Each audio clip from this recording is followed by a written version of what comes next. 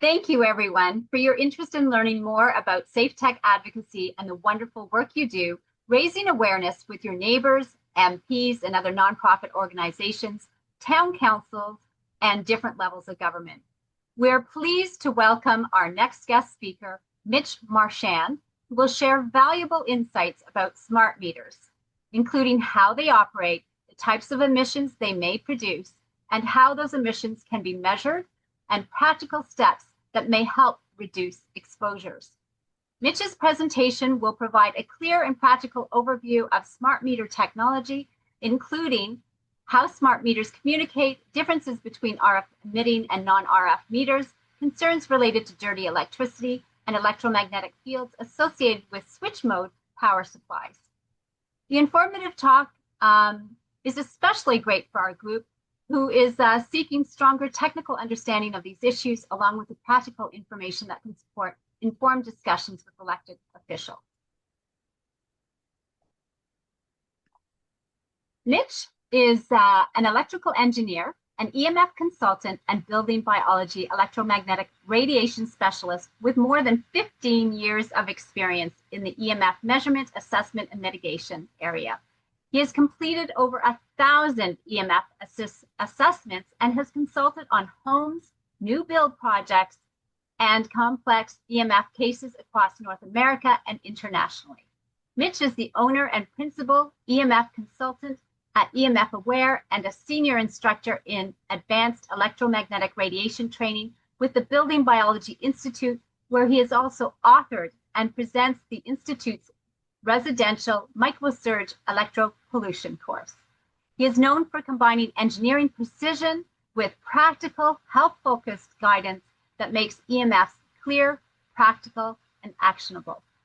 Thank you, Mitch, for joining us this evening. Thanks, Shelley. It's an honor to be here.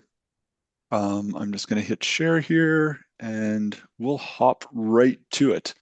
Yeah, we're going to be talking about smart meters and we find it's one of those hot topics out there, but I find there's a lot of people that don't understand the inner workings on how they actually work. And this includes the utility companies as well. And so we have to try to find this like common language to speak about this. So this is kind of a first effort at making this happen is this presentation. So yeah, let's just see if I can scroll through. Perfect. So, there's kind of these two sides of the wall when we have this smart meter on our home. There's a utility company who sees this just as a meter, a way of gathering data and billing. And then there's a homeowner who sees it from another perspective. And when you look at it through the lens of electromagnetic fields, right, there can be a concern about the wireless emissions coming from it, maybe from dirty electricity that's coming from it. And when I asked Mark and Shelley, well, what should I talk about? And I heard Magda say the same thing at the beginning of her talk last week, is they basically wanted everything. So we're going to try to cram everything into here. We're going to talk about dirty electricity. And I'm just going to give a little bit, take a couple steps back and just give just a little overview of electromagnetic fields and some guidelines as well, just to give some background for it. So yeah, let's hop in. So we're going to talk about some EMF basics, some guidelines and language that are used to describe these smart meters. We're going to look at the different types, what they emit, how they communicate, how to measure distance and mitigation, and maybe just give you some questions to help clarify, not only for yourself, but also clarify for the utility companies, what is it that those meters are actually doing from an EMF exposure perspective.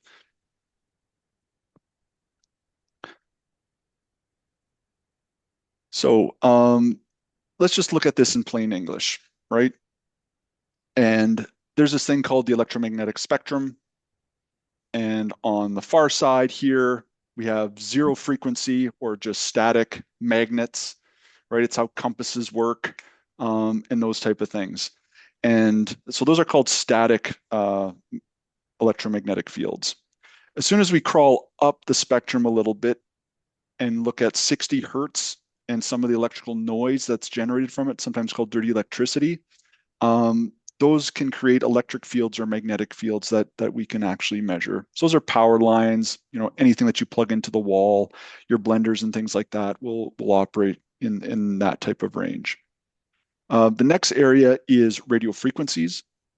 Right, so this is just simply wireless tech. This is Bluetooth, Wi-Fi, cell phones. If you have a wireless emitting utility meter, it can include those as well. There's other aspects in this spectrum called light if we start going up, and then we get into the ionizing radiation, but everything in this blue area is called non-ionizing radiation. And this is kind of the electromagnetic fields that we're going to look at from smart meters is in this non-ionizing radiation. This is where all the debate is. Okay. When we look at the four basic types that are found in a home of human-created electromagnetic fields, we see AC electric fields, which is just due to electrical pressure. So whenever you have power on in your house or when you plug in a lamp but don't turn it on, there's electrical pressure up to that on-off switch of the lamp. That electrical pressure creates an electric field. That electric field emits 6 to 10 feet from any live wire and induces a voltage on any person. So that's why I have this little green person here is these electric fields are coming off this lamp. This lamp isn't even on, but there's electrical pressure up to the on-off switch. And that electric field extends 6 to 10 feet away, couples onto the surface of anything conductive, including humans, and induces a voltage. Okay, if you were dragged out in the middle of the mountains, right, or the middle of the prairies where there's no electricity around, there wouldn't be this human-created voltage coupled onto you. Now, when we turn on that lamp, or if there's a pump running or something like that, there's a flow of electricity now. Electricity is being used. It's called current. Whenever we have alternating current, that creates a magnetic field. And what a magnetic field does is it induces a current in anything that's in a conductive closed loop. Okay? One of the biggest conductive closed loops we have in the human body is our blood circulatory system. So anytime we're in an AC magnetic field due to a pump, a motor, sometimes we see it in miswiring in homes. Sometimes we see it in larger gauge cables that are feeding in and out of a smart meter, for example. Whenever we see those magnetic fields, it can induce a current inside the body, which is a conductive closed loop. Then there's these things called dirty electricity, right? And this is electrical or noisy electric and noisy magnetic fields caused by noisy current or voltage. And what happens to those is they just create noisy or more chaotic versions of the first two that we talked about. So it can create a noisy voltage on the surface of our skin, or it can cause noisy voltage or noisy current in any conductive closed loop, including the blood circulatory system. Then we have radio frequencies, which is just all wireless tech. And the way that that interacts with the human body is because the human body is conductive, right?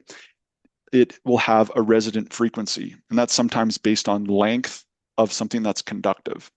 So if I'm standing, I'm about 6 feet tall. I have a resonant frequency when I'm standing with my arms to my side of about an FM radio station. And what that means is there's maximum energy transfer based on my height and that I'm conductive. And maximum energy transfer just means this wireless signal can couple onto me much easier, right? If I were to hold out my arm or my finger, let's say my finger is 6 inches or 6 centimeters long, right? That has a resonant frequency about 2.4 gigahertz, which would be about Wi-Fi signals, okay? So our body, different components, different lengths, and those have different resonant frequencies, which means it's a maximum energy transfer of this wireless information. Okay, when we look at a utility meter, for example, all these factors actually factor into this area, right? We have the wireless emissions that most people talk about when they talk about smart meters, right? That's what they're concerned about is this wireless component of it.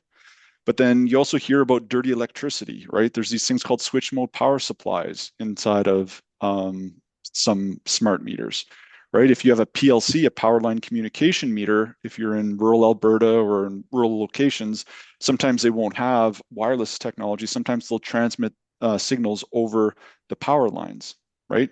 And in that case, it actually creates electrical noise or this dirty electricity that can be potentially impactful. Different meters will produce different amounts of it, our power line communication meters.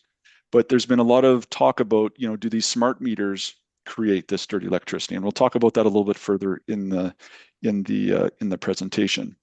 But then there's also these magnetic fields and electric fields that are just there because this is where the main power comes into the whole home, is where this meter is located, right? So there's a magnetic field component of that, an electric field component of it. So all of these actually happen wherever this electric utility is. So it's kind of an important thing. Just with the onset of smart meters, it's kind of added this extra component onto an already elevated electromagnetic field environment.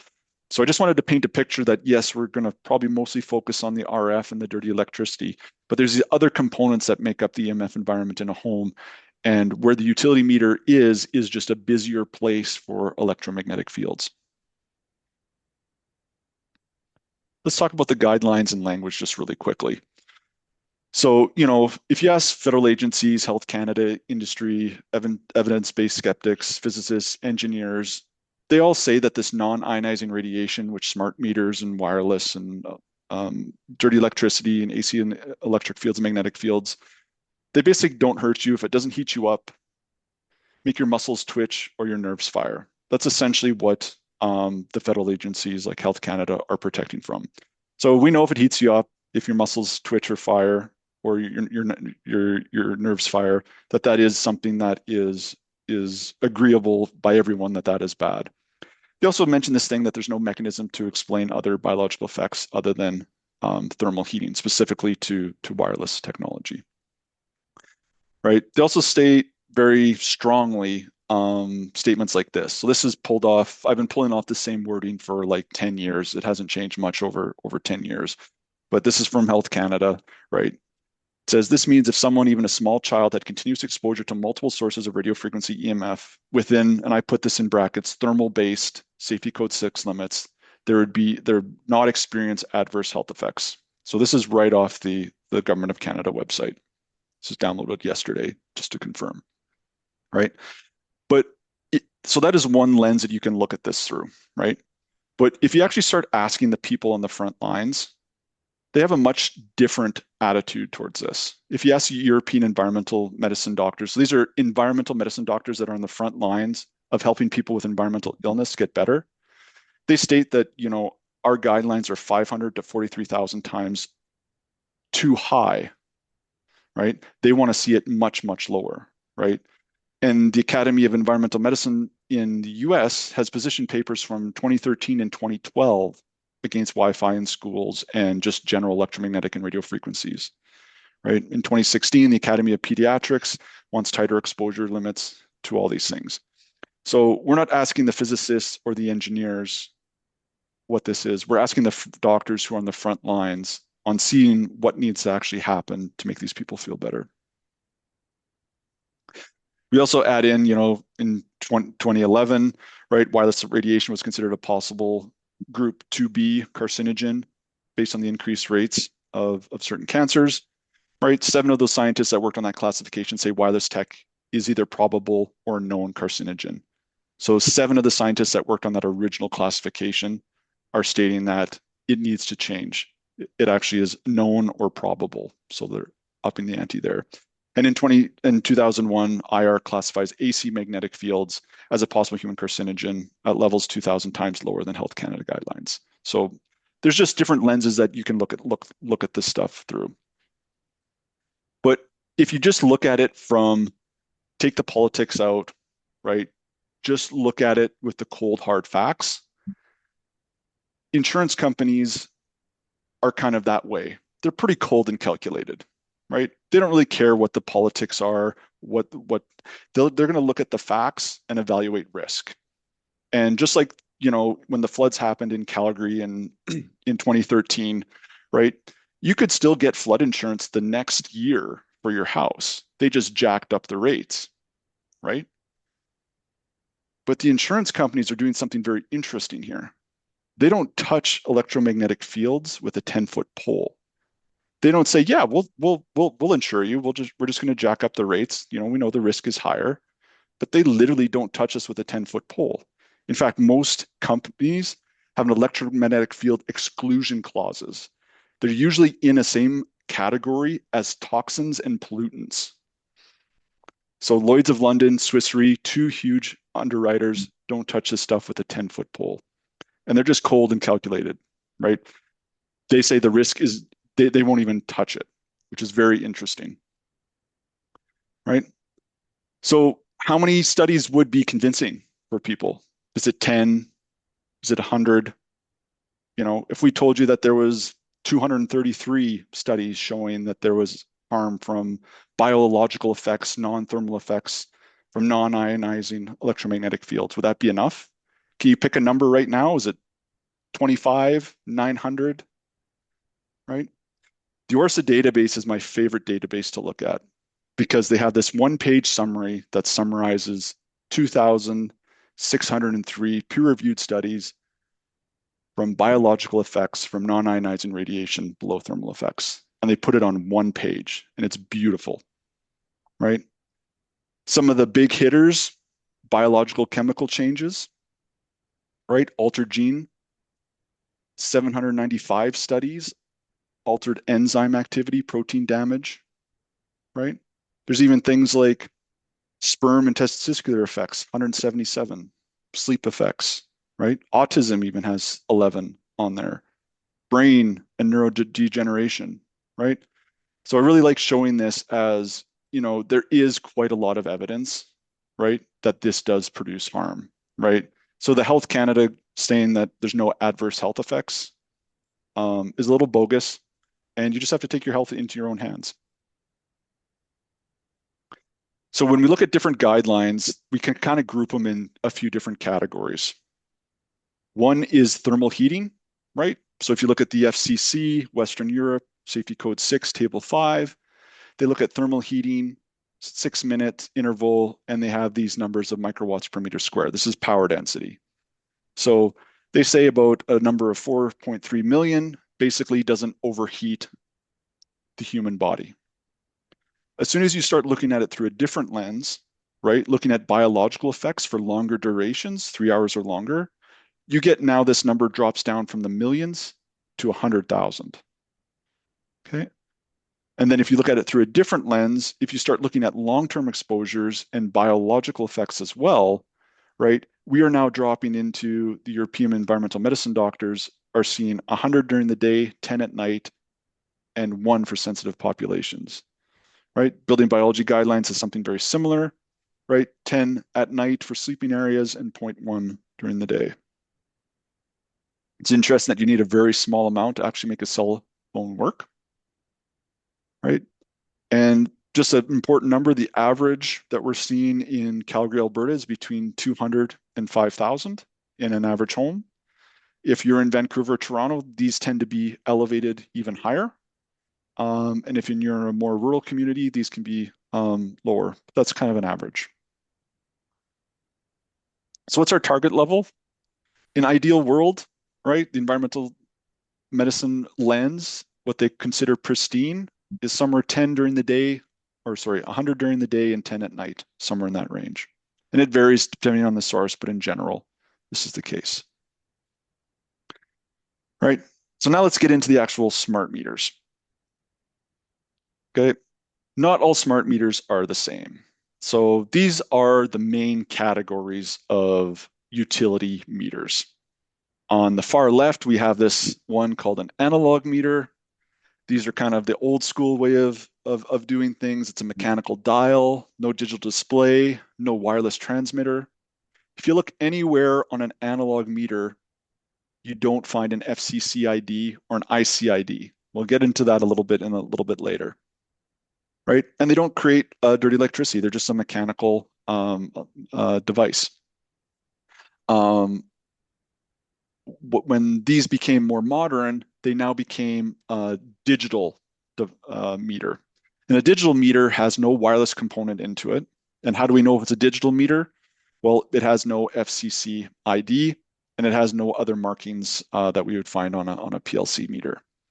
And these digital meters, they have what's inside them. They have an LCD display, which is a liquid crystal display, and a circuit board in them.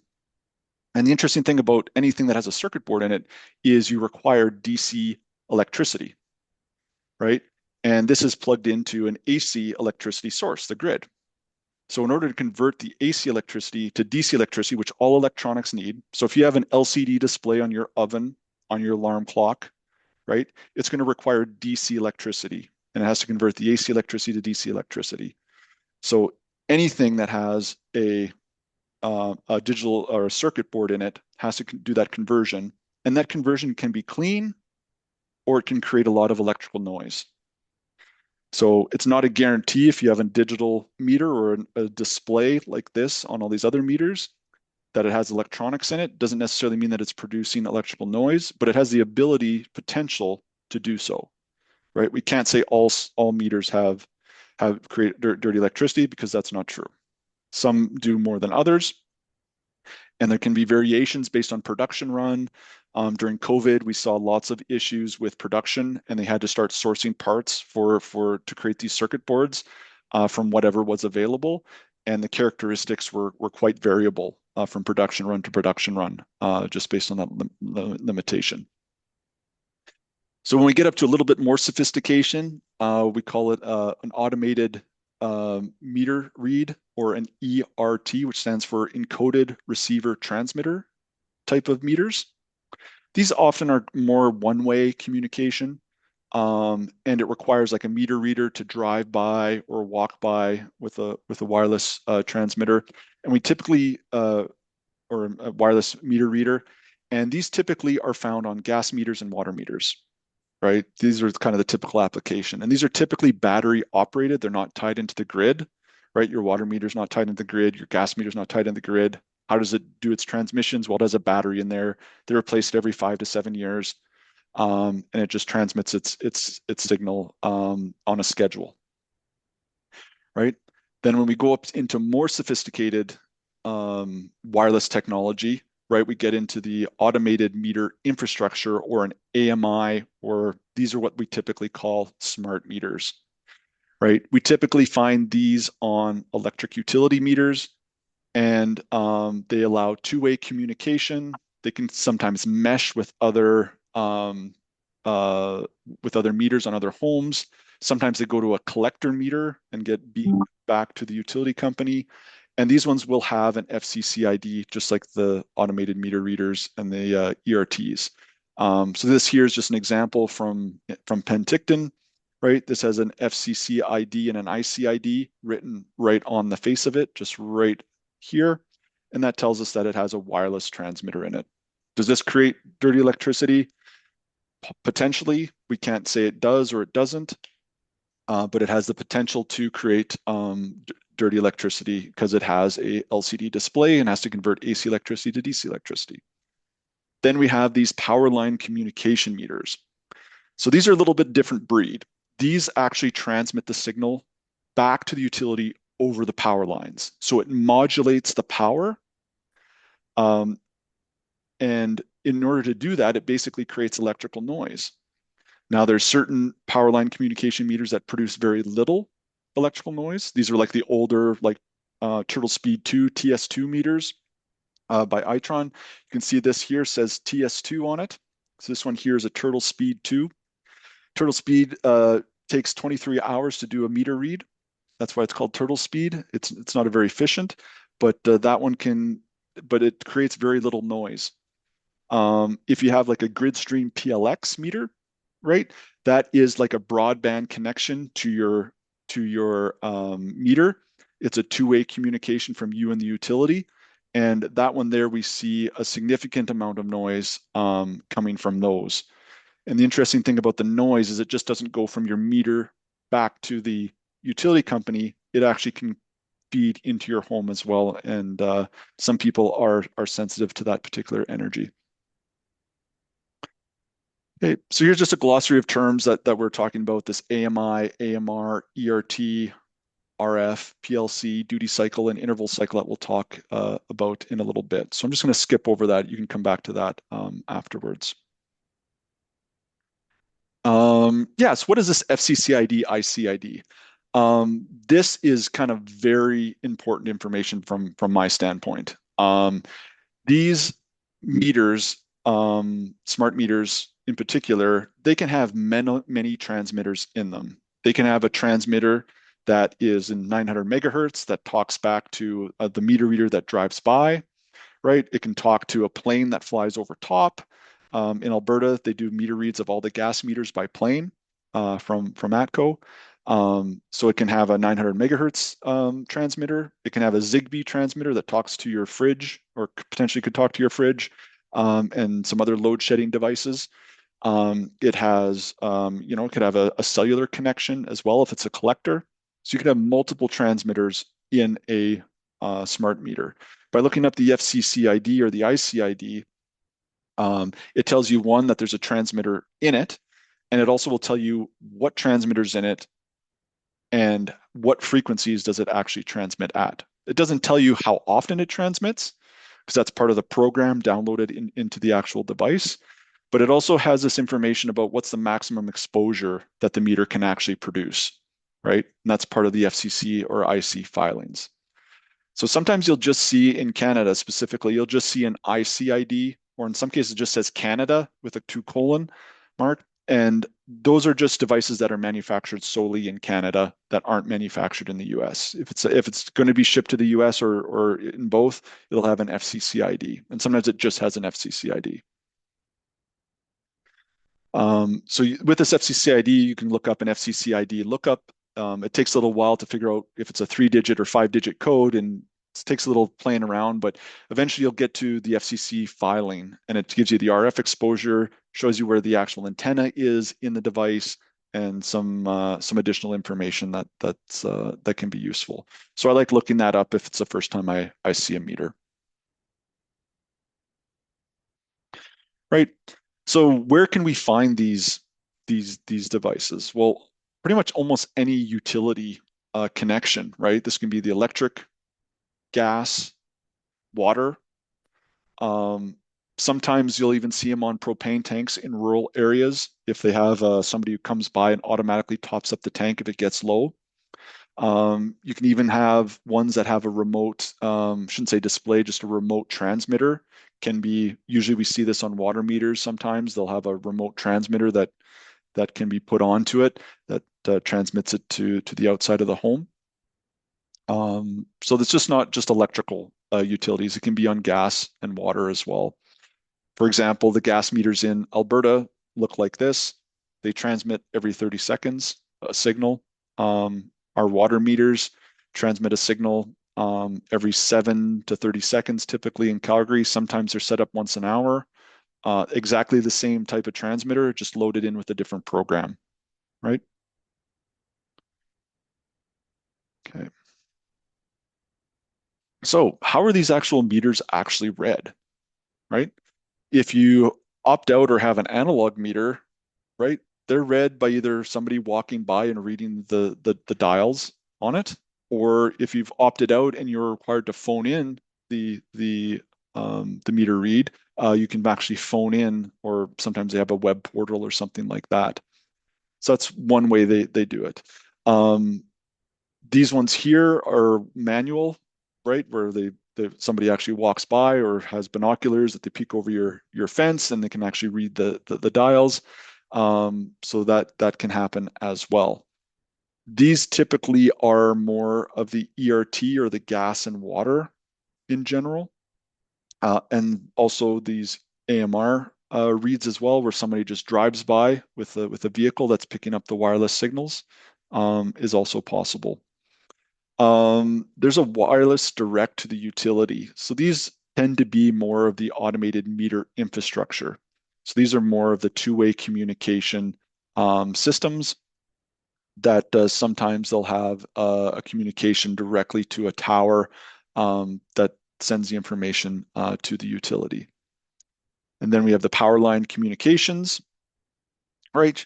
Which is, this meter will actually modulate the power and the utility can do the meter read directly over the power lines.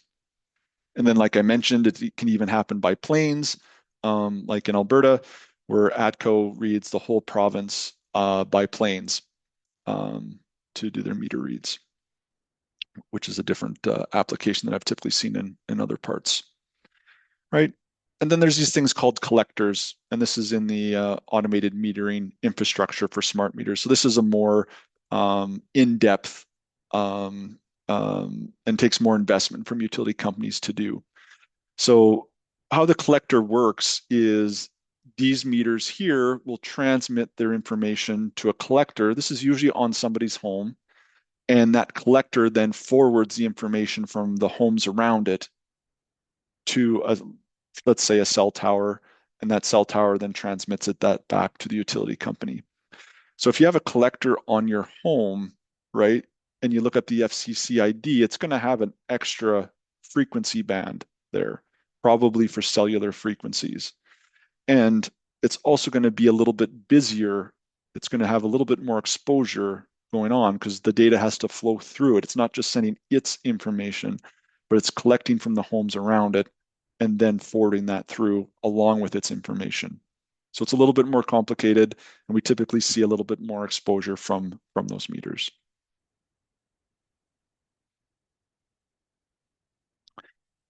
So we're going to talk about the wireless transmissions from smart meters. And this is probably one of the biggest misunderstandings I see from the utility meter side of things that I honestly don't think that they're trying to be misleading on purpose. I think they really, in a lot of cases, are just repeating information provided to them by the manufacturer. And in order to completely understand it, we have to look at total duration, pulse count, pulse interval, and what is the peak exposure level. We have to understand all those things in order to understand what the exposure actually is from these.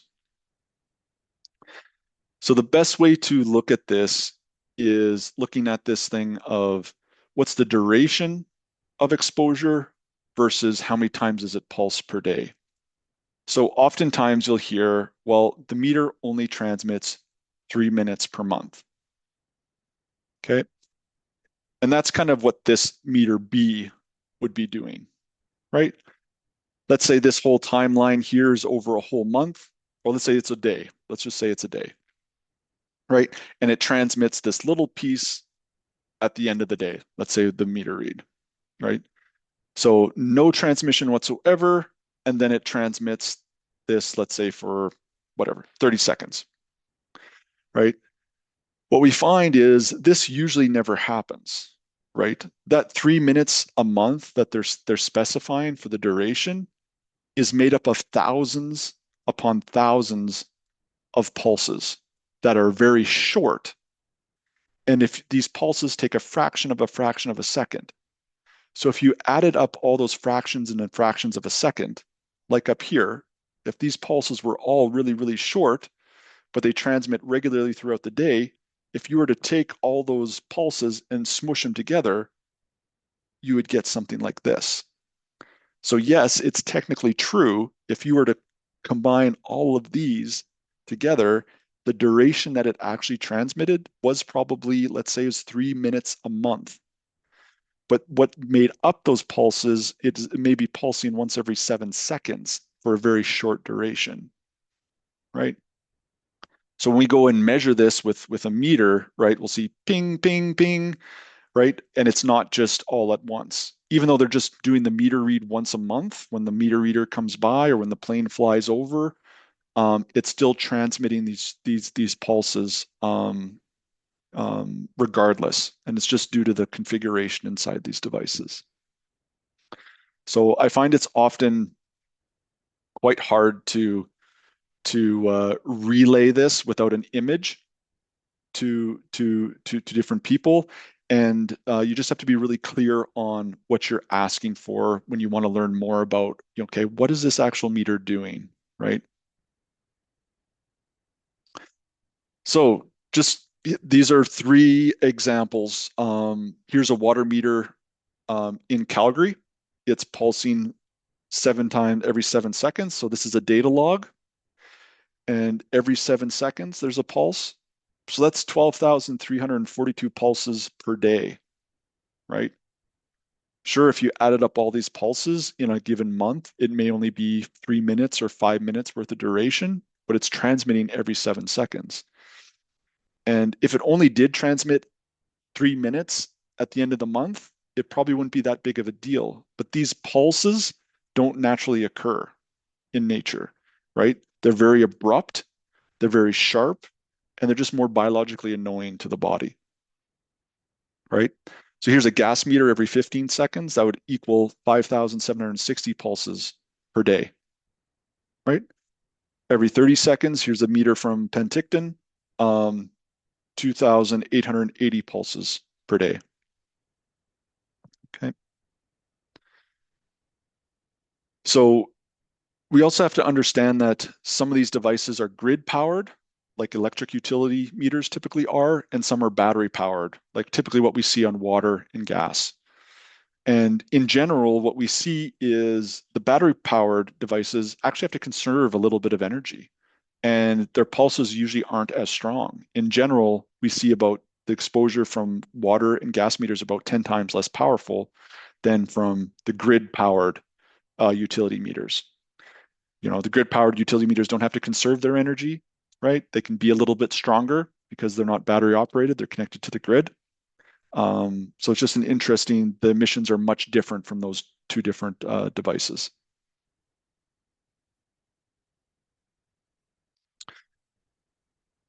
The other thing that I want to make abundantly clear is that these utility meters are essentially computers, and they can be programmed to do many different things. We can take the same utility meter and drop in a different set of parameters, and it'll act completely differently. Some of you probably know if you opt out in your community, you don't get a different meter. They just turn off the radio inside that meter, right? And put a little sticker on it or whatever that says non-transmitting, right? So in Calgary, they've been doing this. It's not uncommon for them to do this. Every single one of them that I've tested in Calgary has been actually turned off, right? So sometimes it's always good to check, right? Because you're taking somebody's word for it, and they're just simply dropping in a program with a set number of parameters, and that determines how the behavior of the meter is going to be. So just because it has an FCC ID means it has a transmitter in it, doesn't necessarily mean the transmitter is on, right? They can have the power dialed up to 100%, 50%, 20%, to different levels. And there's probably an arm's length of different parameters that they load into um, each utility meter to determine what its behavior is. So you can have two identical meters doing two different things. So when you're using like a meter like the Safe and Sound Classic or Pro 2, what are these sounds? What does a smart meter actually sound like? So I just wanted to play a couple of the sounds here. Safe Living Technologies website, they have a whole library of sounds that you can explore. But I just wanted to play some of these. And you'll notice that, the tick sound of a smart meter is very unique from some of the other sounds. So I'm just going to play that.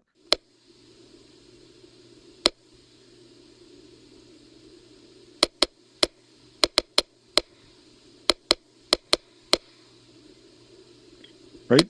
And sometimes it's periodic, sometimes it can be very regular, or sometimes it can be erratic. But that's the sound that it makes. That's a cell tower. This choppa choppa choppa sound is a Wi-Fi router. It sends out its network ID 10 times a second, whether you're using it or not. So that's what that choppa choppa choppa choppa sound is, the network ID being sent out. And when I click over to the baby monitor, it's going to be a higher pitched, like a zzz type of sound, and that's 100 hertz sending out information. Whether you're using the phone or not, it's still transmitting.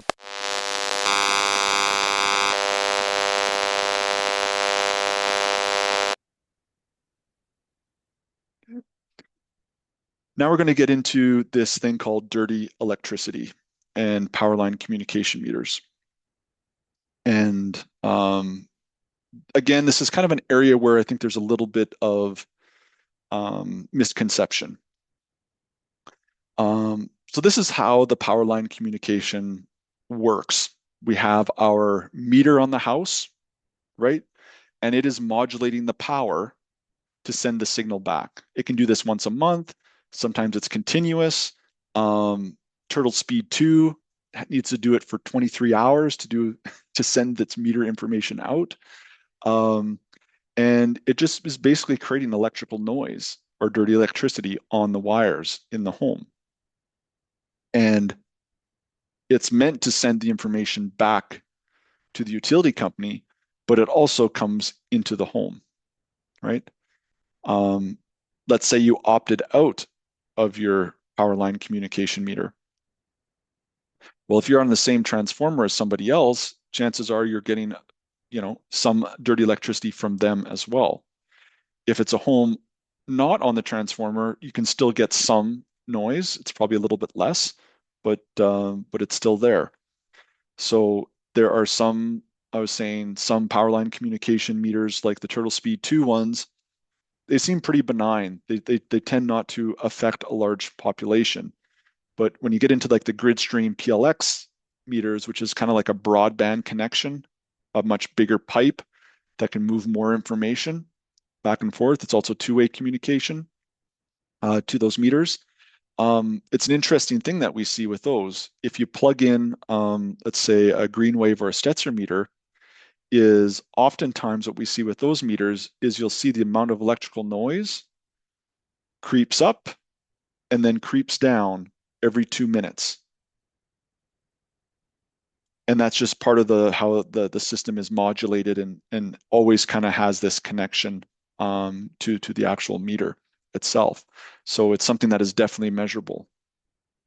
And it's one of the few cases where we can actually get a positive identification or there's a positive pattern to the electrical noise.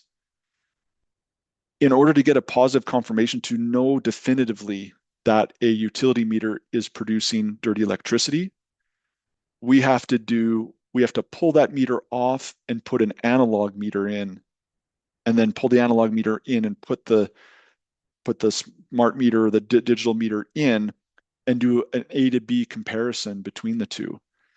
Because you can't tell the difference between a smart meter dirty electricity and what's coming in from the actual grid itself for dirty electricity. In order to isolate those two, you have to remove the actual meter itself and replace it with one that won't produce any noise. And that's the only one that we know of is an analog meter. We can replace it with a known digital meter that we know is clean as well. That requires coordination with the utility company, and it's not something that can be easily done. So it's very hard to get this confirmed if a particular meter is producing dirty electricity. We know all the PLC ones do, just that being the nature of how they need to communicate. Yeah. So here again, we're talking about anything with electronics inside of it, right? Requires DC power, right? All these meters here have a digital display on them, so they will require some method of converting the AC electricity to DC electricity using a switch mode power supply, and that has the potential for creating electrical noise. If it's engineered well, it won't, but if it's engineered poorly or cheaply, it will. So we can see this on anything, right? We can see this on your alarm clock. We can see it on strip LED lights, even anything that needs to do that conversion process, anything with electronics or digital display.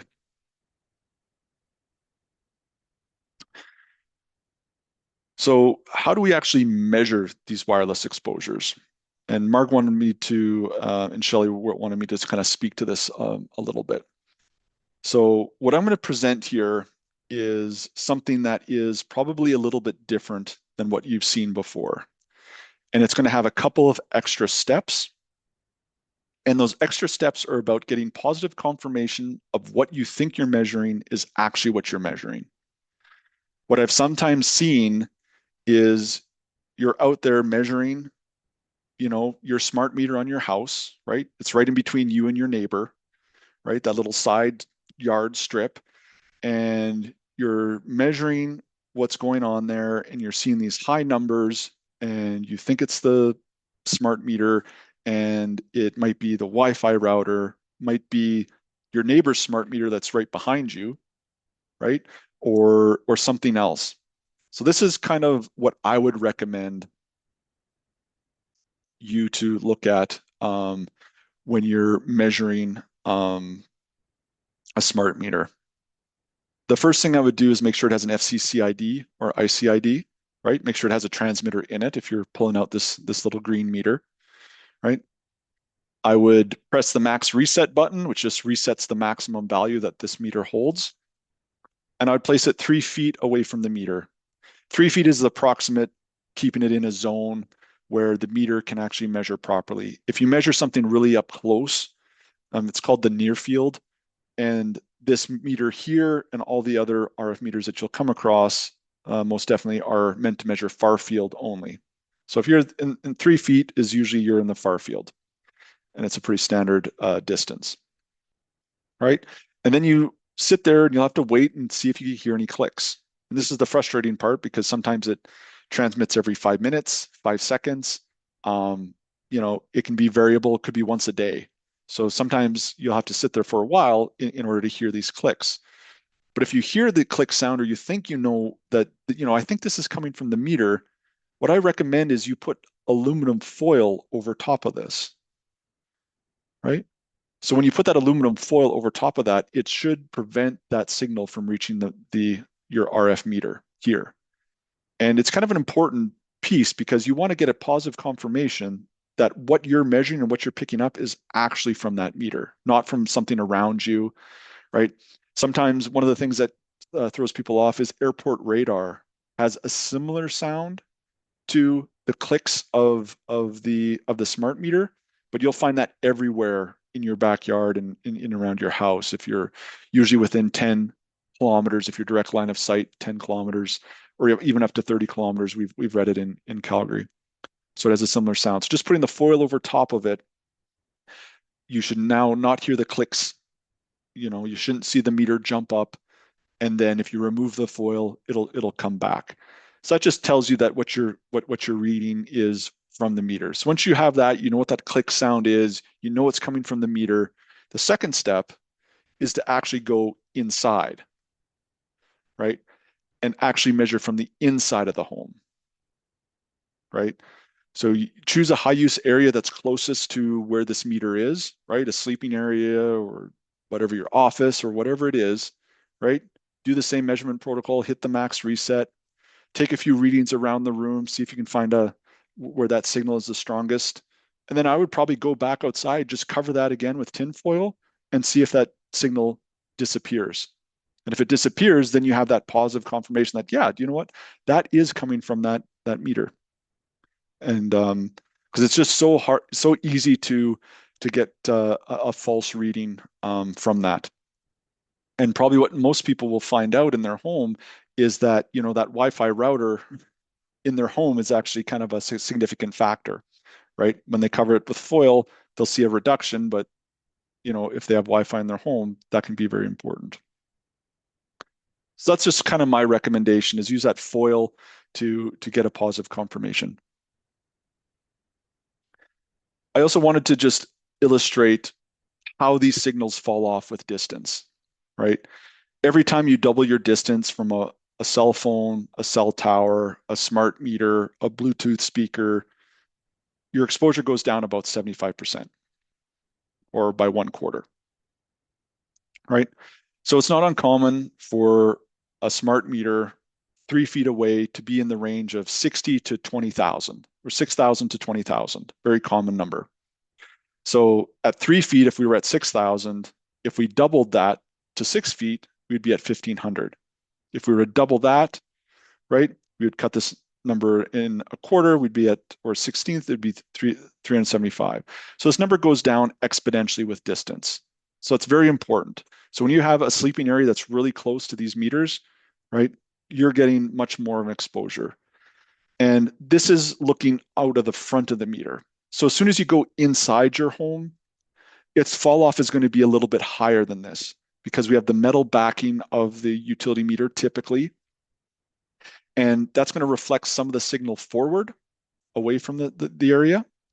It can also bounce off of different things and come back. But as it travels with distance further away from the source, it's going to drop off quite rapidly. I just put an example of what 600 microwatts per meter squared, which would be like an ERT. So this would be like from a water meter or a gas meter, kind of what fall off looks like on that. So next we're going to talk about what do we actually do about this, right? What are our complete options for this? So whenever you're looking at what do I do about this, I would follow these 5 steps. I would just identify what type of meter you have, see if it has an FCC ID, how is it communicating, right? I try to measure the maximum RF value, try to see if it has a pulse interval, right? You could measure dirty electricity and electric fields and magnetic fields as well, because those can be also a factor for any place where electric utility comes in, right? Then you can try to move the bed, the crib, the desk, the couch, right? Or change your habits to not spend as much time close to the meter, right? You can ask the utility company, is there a non-wireless transmitting option? Can I opt out? Can you turn off the meter? Can you drop a different program in there so it's not transmitting every 7 seconds, but maybe once every 5 minutes, right? Can the meter actually be located, right? What do the opt-out options look like? What are the costs associated with that, right? And then once you kind of gather all that information, if you still want to go further, right, there is some shielding that we can do to mitigate that, right? So just a quick options on opting out, right? There's sometimes initial costs and ongoing costs that you have to be aware of. A lot of the times, these costs are actually approved by Alberta utility, well, the utility commission boards. So usually utility companies have to submit how much these opt-out costs are and get them approved. Some people have to phone in the readings or go onto an online portal to submit them. If the meter is the good question to ask is the meter actually replaced with an analog meter that doesn't transmit, or is the radio just turned off in it? And if the radio is just turned off, how do we know that it's turned off, right? With that. And really, you're going to have to take that in your own hands and probably just get, the Safe and Sound Classic or some sort of RF meter with sound to get a confirmation of whether or not it's been turned off. Right? One of the options that people don't really think about too much, especially around like water meters. Water meters are usually put in mechanical rooms. There's usually a lot of metal, and it's not uncommon for them to have to relocate the actual transmitter part remotely to a different location, especially in commercial spaces. So oftentimes there's this extension cable that you can get. Sometimes you can move the transmitter 30 feet from where the water meter is, right? So oftentimes you can move it to outside, put some metal or metallic backing on it, and redirect the signal away from the home. So that's another option that a lot of people don't think about, and it's most commonly found with water meters. All right. And then relocating the meter, this can be somewhat expensive. This would be probably at the owner's expense, but in certain cases, it makes sense. But that is always an option to physically move it away from your home. When we're designing new homes, we like to put it as close to the property line as possible, pointing away from the house. For multiple reasons, there's multiple good reasons to do that from an EMF perspective, but one of them is just whatever happens with the utility meter. If it's a smart meter, it's out of play, and sometimes we do even a secondary mitigation, which I'll show you next. Right. So there are some really low cost methods of shielding a wireless meter. And one of my favorites is this one right here. This is metal duct tape, and this is put around the outside of the meter, leaving the face of the meter open. And what this does is it focuses the signal directly away from the home. So typically these try to transmit in 360 degrees, right? Because they don't know where the meter reader is, right? But this here is one of my favorite because I can do it right when I do an assessment. If the utility comes over and takes the tape off, it's like a $5 fix to reapply it. What I usually don't like is the smart meter guards. And some people love them. I'm not a big fan of them. When you put the smart meter guards on, sometimes it tames the signal too much that the meter read doesn't happen. So what happens when that happens, the utility company comes by when they can't get their meter read, take off the $150 meter guard, and then you have to reapply it, or it's just a lost cause, a lost cost. So other simple ways of doing this is on the back side inside your home, you can use mirrors, right? A large mirror on the back side of this. You can use foiled back pictures on the back side, get a large picture, put foil on the back. So there's a lot of like really low cost things that you could do for that. There's like shielding fabrics you can just drop behind the headboard of your bed if your bed is up against it. That'll help with the radio frequencies. It won't help with the electric fields and the magnetic fields, unless you do some other mitigation, but it'll definitely help with the wireless signal. You can use paint, shielding paint or shielding foil on the inside of your home. And yeah, here's that little extension cable where you can actually route the transmitter, which is this little box here, away from the actual meter. And like I said, this is typically only for water meters.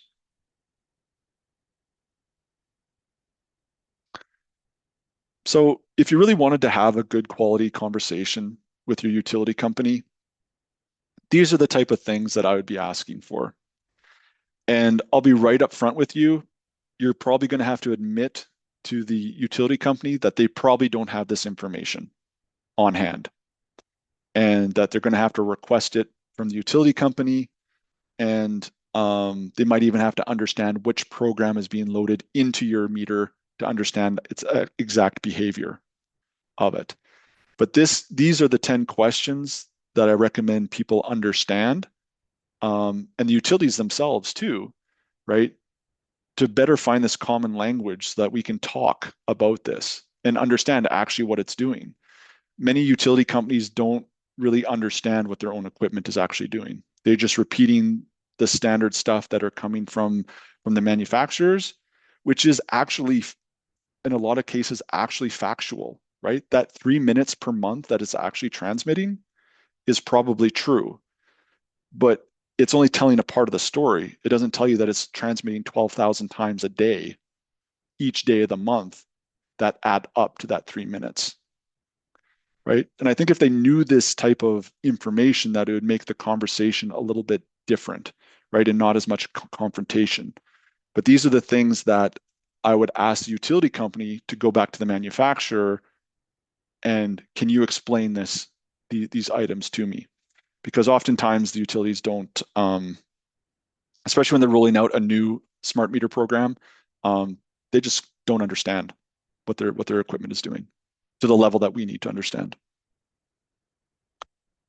So yeah, those were my closing remarks is, we just need to find this common language that we can talk to utility companies with. And I think if the homeowner and the utility work together to get educated together about what the actual meters do, it starts to make the conversation go much easier. So if you like a copy of these slides, I'm making them freely available. Just email me. I'll send you a copy of them in a PDF form. If you need help measuring these things or understanding what's actually going on with smart meters or anything else EMF related, myself, my right-hand man, Ryan, who's probably on the call as well, that's what we do day in and day out is help people do this. So that is the end, Shelley. Thank you so much, Mitch, for this presentation. If you could unshare, that would be wonderful.